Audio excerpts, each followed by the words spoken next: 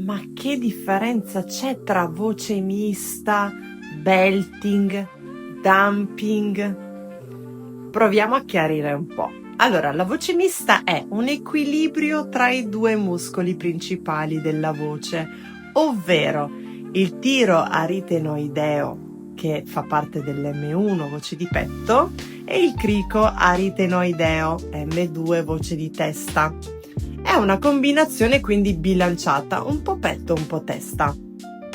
Il dumping invece è una mista più vicina all'M2, quindi il suono è più leggero, con una piccola attivazione dell'M1 per capirsi, per renderlo più pieno.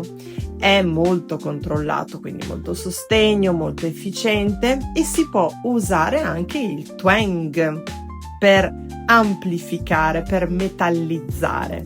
Il belting al contrario invece è con M1 dominante, cioè più massa, più pressione e spesso più twang anche, quindi un suono molto brillante, molto potente. È la voce di petto sostanzialmente che sale in alto, ma non è naturale per tutti. In generale un soprano ha più facilità nel belting in alto, mentre un mezzosoprano o contralto tende naturalmente a passare ad un dumping o a un mix, una voce mista che è più leggera sugli acuti, e va benissimo così.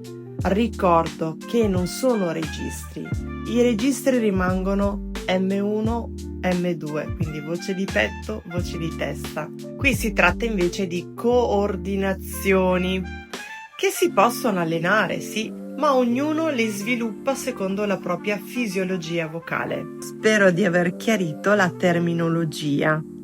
Diamo solo dei nomi alle tecniche che magari già utilizzate.